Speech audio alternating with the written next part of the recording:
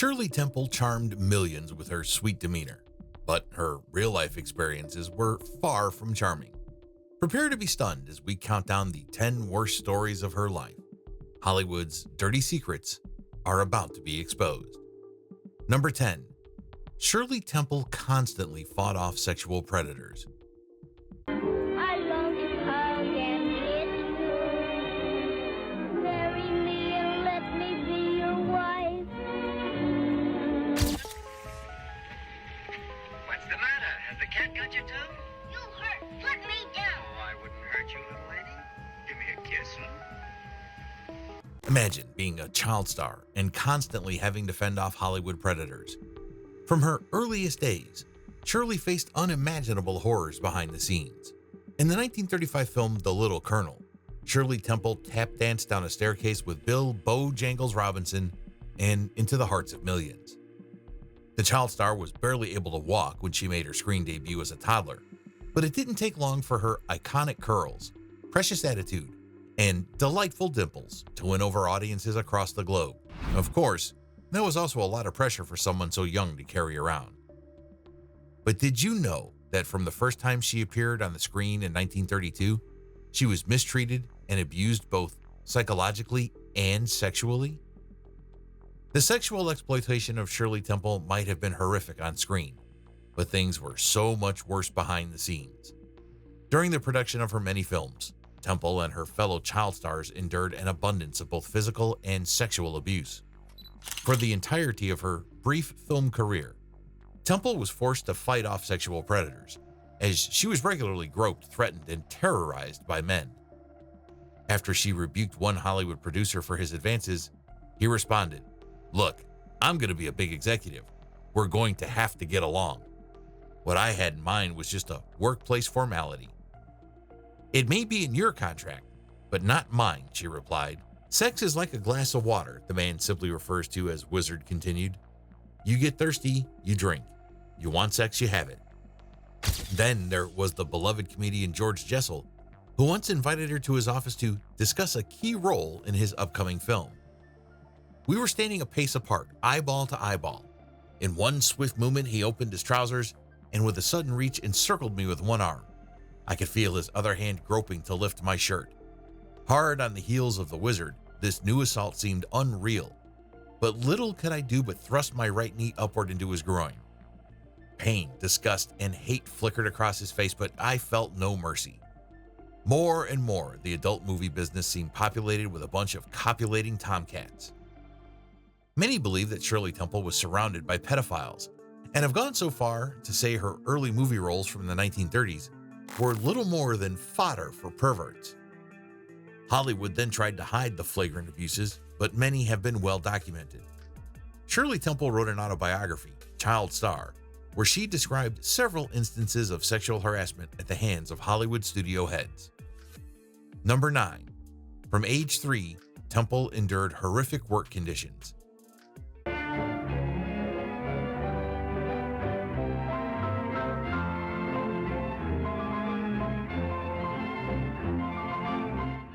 At just 3 years old, Shirley Temple was subjected to grueling and abusive work conditions. You won't believe what she had to endure on set. The over-sexualization of Hollywood's youngest starlet began the very first moment she appeared on camera. When Shirley Temple appeared in 1932's War Babies, her first credited role, she was only 3 years old. The film was one of the Baby Burlesques, a series of 8 shorts that satirized modern motion pictures, film stars, celebrities, and current events. In these often sexually suggestive one-reelers, children mimic adults. They dress in adult costumes, but wear diapers fastened by large safety pins. For that particular short, Temple played the part of a sex worker named Charmaine. One particular scene in the feature film, Bright Eyes, shows the toddler singing the song On the Good Ship Lollipop in an uncomfortably short baby doll dress, being carried, held, and touched by an ensemble of around a dozen grown men. The film is set in Buttermilk Pete's Cafe, where the child performers dance, play music, and drink milk. Shirley is an exotic dancer and does stuff like trade kisses for lollipops and says things like, "I'm expensive." And yet, somehow, this wasn't even the worst part. She also responds when a soldier in a diaper calls her baby, and she definitely is one. Shirley also has her first on-screen kiss with Eugene Butler. In her autobiography, Temple recalls the film series as a cynical exploitation of our childish innocence. If any of the 24 children in Baby Burlesques misbehaved, if the children didn't behave according to Charles Lamont's wishes, he kept a soundproof black box dubbed the punishment box. It was 6 feet on each side, containing a block of ice. They were locked in the windowless sound booth where they'd be forced to sit on the block of ice. Temple was sent to the box several times, but she says, as far as I can tell, the black box did no lasting damage to my psyche. Its lesson of life, however, was profound and unforgettable. Time is money. Wasted time means wasted money, means trouble. Those who told their parents about this torture were threatened with further punishment. Horrifyingly, when Temple tried to tell her mother about this terrifying environment, she wasn't taken seriously. Shirley Temple was completely powerless in the face of director Charles Lamont, with outsiders accusing her of telling falsehoods. Lamont did whatever he wanted with the children and portrayed them however he wanted. Later, Temple remembered that the doctor would spout, "This isn't playtime, kids. It's work." Unfortunately, it seems as though the creators of Baby Burlesques shared Temple's time is money attitude. The young star once forced to work the day after she underwent an operation to lance her eardrum, and on another occasion was made to dance on a badly injured foot. Temple's experiences prove that child stars had no choice but to perform. Then, in a separate incident, she worked despite having an operation on her ear the day before. These conditions were unspeakable, and Shirley Temple would never forget it. Filmmaker Charlie has been strongly questioned afterwards. In 1934, Shirley signed on with 20th Century Fox, but the often strange scenes containing sexual innuendos did not disappear. The 1936 film Poor Little Rich Girl also has plenty of scenes of Temple being fondled by grown men. That entire film, as a whole, is a prime example of early Hollywood pedophilia and how normalized it was in the industry. With the arrival of Shirley Temple to the film industry, creeps from all across the globe could fulfill their sick, twisted fantasies from the comfort of the movie theater. And when these movies later came out on home media, the problem only became worse and more easily hidden. Many of her movies evolved around child institutions, where Temple was often portrayed as an orphan. The guardians in these films were met with untimely deaths. Tired of expensive, low-effort script writers for your YouTube channel? Autoscripter.ai is the ultimate solution. Say goodbye to low-quality, poorly retention amateur scripts that fail to generate thousands of views for your channel. At a fraction of the cost, Autoscripter.ai helps your videos go viral. In just 3 steps, Autoscripter.ai creates a polished script tailored to your needs. Just input your title concept, select your tone and style. The intuitive interface makes editing and refining effortless, fast, smart, and trusted by hundreds of satisfied users who have already discovered the amazing tool. Start your free trial today and watch Autoscripter.ai transform your YouTube channel. Just click the link in the video description below now. In Bright Eyes, 1934, Shirley's mother is run over by a car. Also, her governess in Poor Little Rich Girl, 1936, is also run over. The car accident theme was ridiculed in Lolita, 1962, when Charlotte Hayes is run over on her way to posting a letter meant to expose Humbert's perverse intent of her daughter. Split criticism evolved over Lolita due to its controversial depictions of child sexual abuse. The director, Stanley Kubrick, met with severe censorship limitations. Once again, in Bright Eyes, 1934, Shirley is seemingly mauled by a group of older men as she coquettishly parades between 2 aisles of them. They pick her up, shove a package of Cracker Jacks under her arm, and press her face into a cake that leaves traces of white icing around her mouth.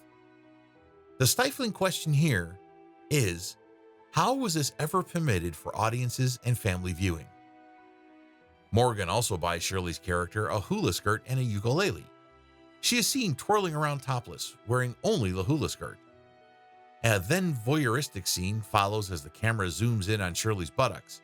hardly covered by a swimsuit, which is conveniently too small for her.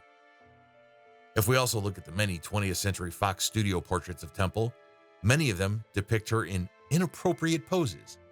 For example, some photos display Temple facing her body away from the camera, turning only a pouty face to look behind her, with much emphasis on her buttocks area.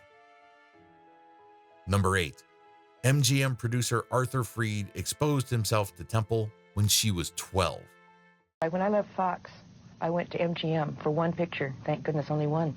And when I got there with my mother, we were separated. She went into the office of Louis B. Mayer, and I went into the office of Arthur Freed. We got in the car driving home. I said, "Mom, you won't believe what happened to me." And I told her what happened, and she got kind of quiet. She said, "Well, you don't know what happened to me." And Louis B. Mayer wasn't as bad as Freed was to me. You tried but he came on to my mother. And so we both decided that we didn't like MGM much. It was, it was better at Fox. At age 12, Shirley Temple had a shocking encounter with MGM producer Arthur Freed.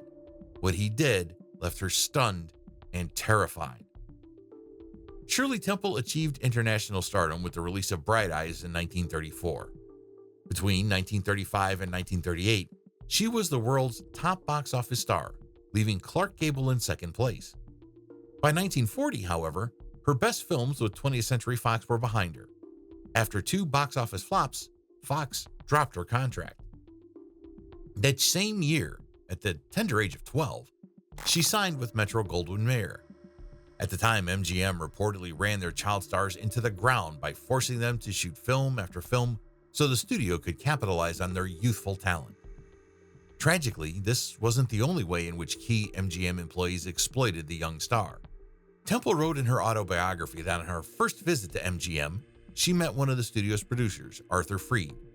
During a private meeting, Freed unzipped his trousers and exposed himself to her, saying, "I have something made just for you."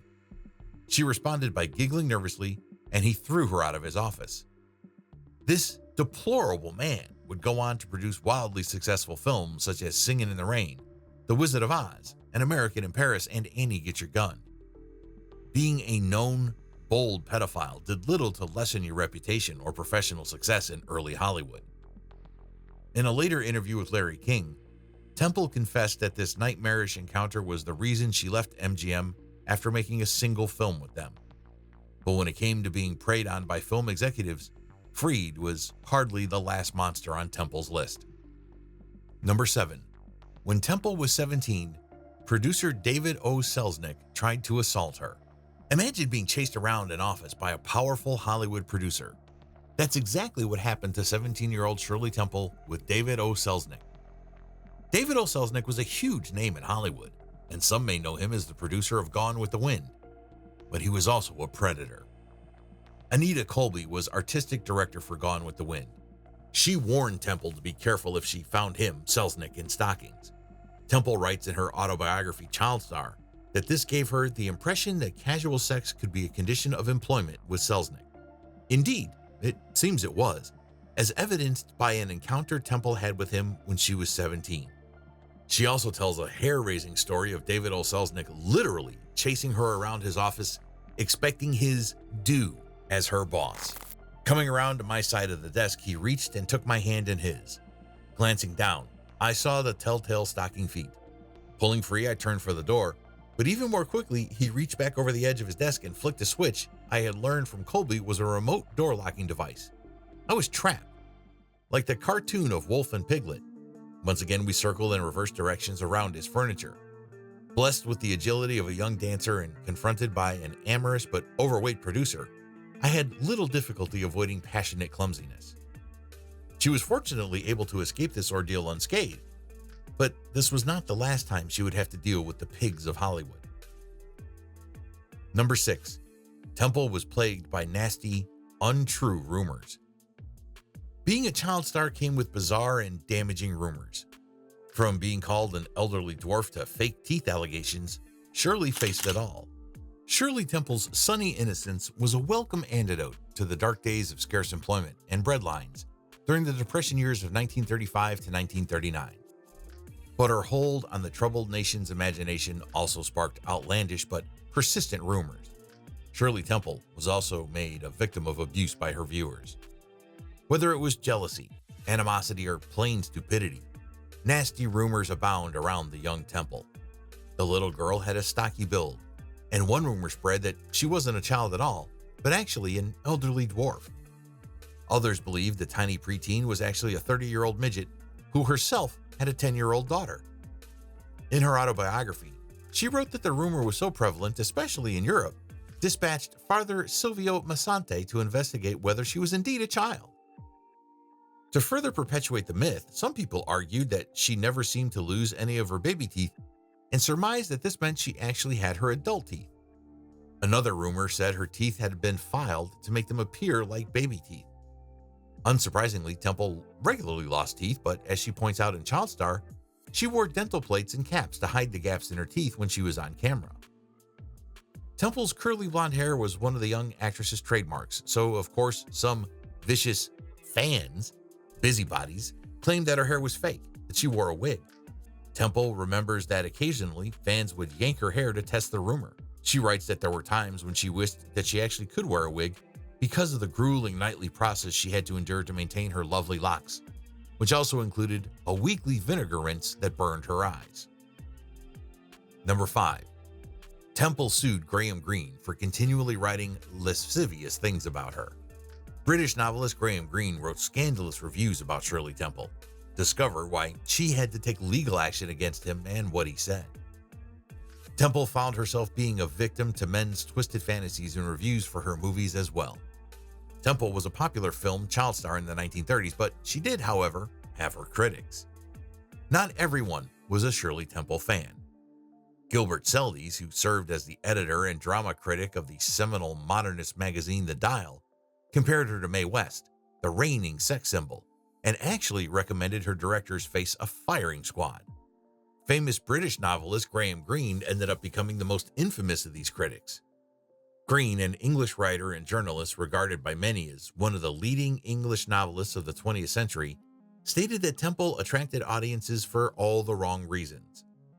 Opening up the dialogue surrounding the exploitation of Temple in his well-known review of Willy Wonka, 1937, published in then British magazine Night and Day in 1937, Greene stated the following: "The owners of a child star are like leaseholders. Their property diminishes in value every year. Miss Shirley Temple's case, though, has a peculiar interest. Infancy is her disguise. Her appeal is more secret and more adult. Already 2 years ago, she was a fancy little piece. Real childhood, I think, went out after The Littlest Rebel. At the time of the film's release, Temple could not have been older than 8. Greene then goes on to insist that Temple's appeal was much too adult than innocent. He also appraised the novel Lolita as one of the best books published in 1955, as it critiqued Hollywood's Shirley Temple industry. Additionally, Greene wrote of Captain January 1936 that the camera was being manipulated in a salacious manner to provoke an enjoyment on the part of Buddy Ebsen as Temple danced repeatedly towards his genital area. In Captain January, she wore trousers with the mature suggestiveness of a Dietrich. Her neat and well-developed rump twisted in a tap dance. Her eyes had a sidelong searching coquetry. Now in Wee Willie Winky, wearing short kilts, she's completely Totsy. Watch her swaggering stride across the Indian Barak Square. Hear the gasp of excited expectation from her antique audience when the sergeant's palm is raised. Watch the way she measures a man with agile studio eyes, with dimpled depravity.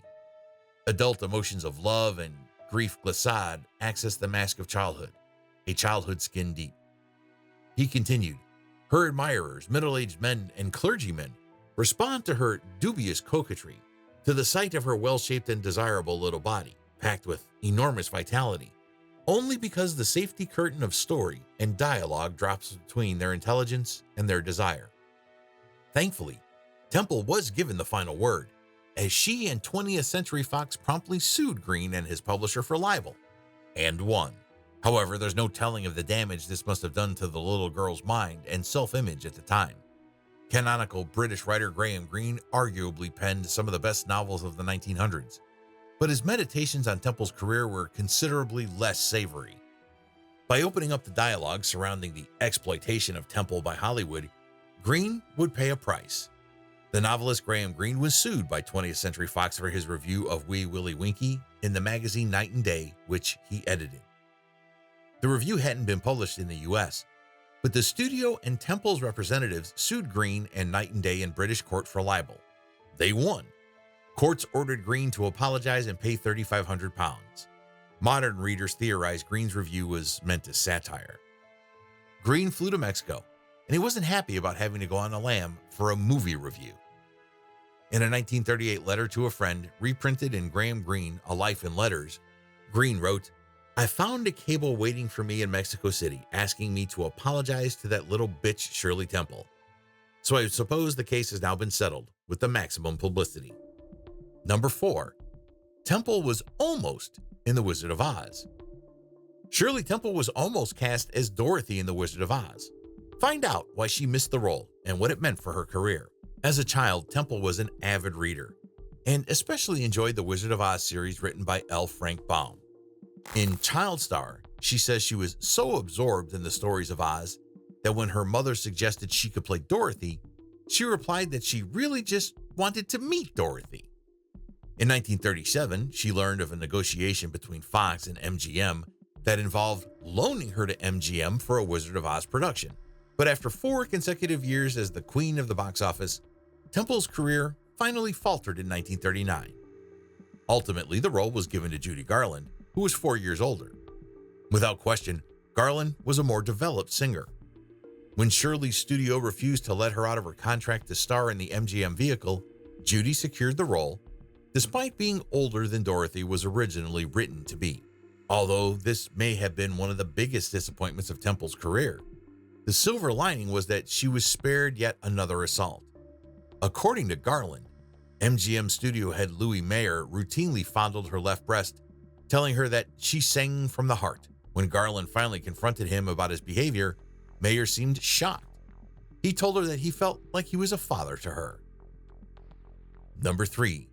Temple was thrown in with the wolves, but emerged a lioness.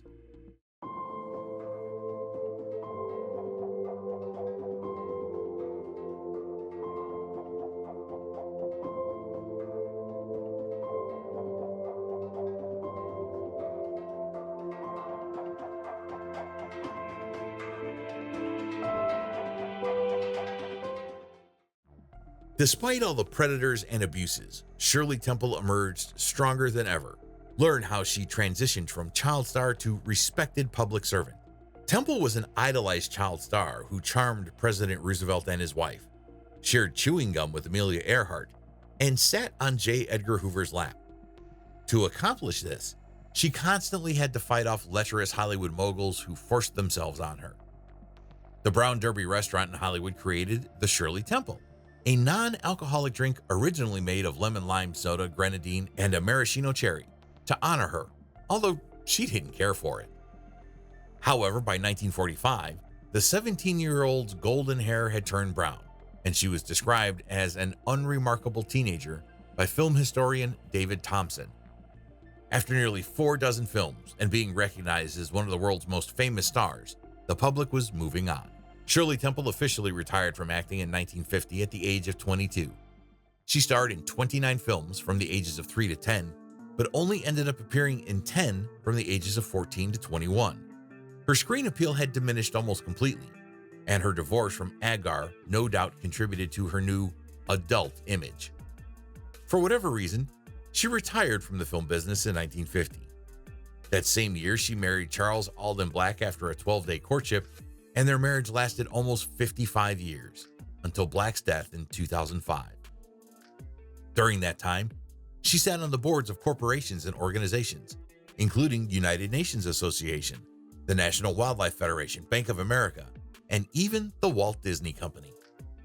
In 1967, Temple began her career as a politician and served as a public servant until 1992. She served as the United States Ambassador to Ghana and to Czechoslovakia, August 23, 1989 to July 12, 1992, having been appointed by President George H.W. Bush. She was the first and only female U.S. ambassador to Czechoslovakia. In 1998, Temple was honored at the Kennedy Center for her contributions to early film and American culture. It's safe to say that the world grew much kinder to Temple in her later years as opposed to her time as a child star.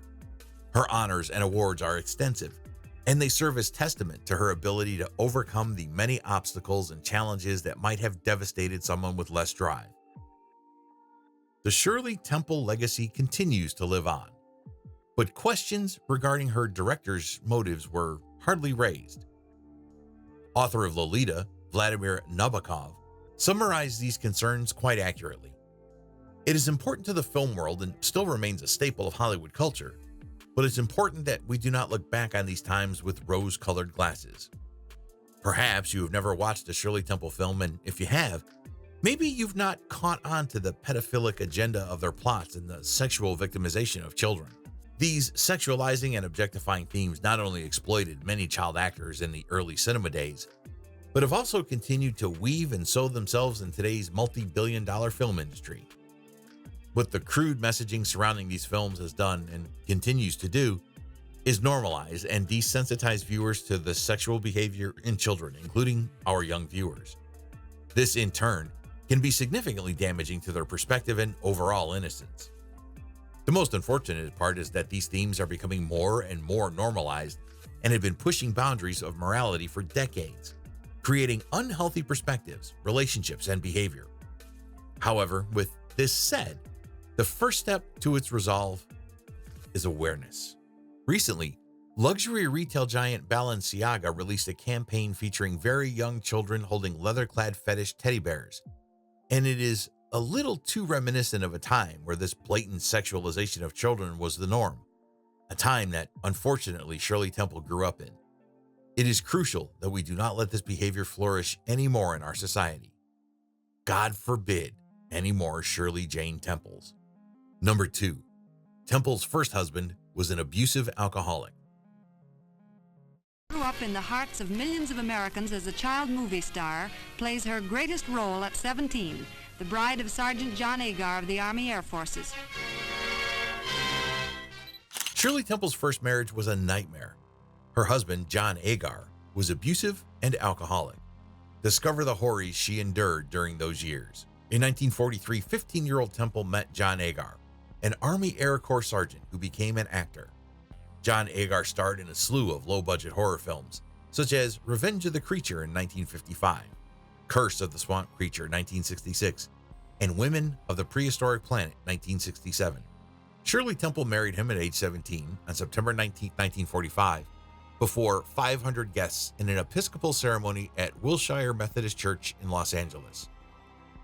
According to Temple's autobiography, after vows were exchanged, things went from bad to worse. The marriage only lasted about 5 years. The handsome actor was a violent alcoholic who regularly abused his teenage wife, continually cheated on her, and was frequently arrested for drunk driving. John Agar was determined to badmouth her as the FBI launched a detailed background check when she was nominated for office by Richard Nixon, according to Daily Mail. In 1949, Temple sued for divorce on the grounds of mental cruelty. At this time, Agar blamed her and even tried to derail her appointment to a diplomatic post in 1969 by calling her emotionally unstable during her FBI background check. Number 1, Temple forgave her father for robbing her blind. After earning millions, Shirley Temple found herself nearly broke due to her father's mismanagement. How did she react? Her response will surprise you. The singing, dancing, aging cutie patootie retired from the limelight at the ripe old age of 22. And when she did, she discovered that she only had $44,000 left in her bank account. In the beginning of Temple's career with 20th Century Fox, the studio was on the verge of bankruptcy. Thanks to the golden-haired child's popularity with the American public, that all changed. After a lengthy legal dispute, Temple's salary at Fox was increased more than sixfold, and her mother received an additional $250 a week. For each completed film, a $15,000 bonus was placed in a trust fund for her, and the amount was later raised to $35,000. However, the world's highest earning child star was only given access to about $13 a month in pocket money. At her peak, Temple commanded $10,000 a week. One can imagine her surprise when, as an adult, she discovered that having earned $3.2 million, she only had $44,000 in her bank accounts. Her dad had mismanaged her finances so badly that she was basically left with nothing. Her father had allegedly failed to place her childhood earnings in the court-ordered trust fund. In her autobiography, the ever-forgiving Temple describes the spendthrift's financial ineptitude with total dispassion. For reasons some may find inexplicable, I felt neither disappointment nor anger. Clearly, Shirley Temple was made of stronger stuff, and perhaps that's how she survived the trying years to come. Thanks for watching. If you were shocked by Shirley Temple's untold stories, make sure to hit the like button and subscribe for more incredible Hollywood secrets. Check out our other videos for more eye-opening tales. See you next time.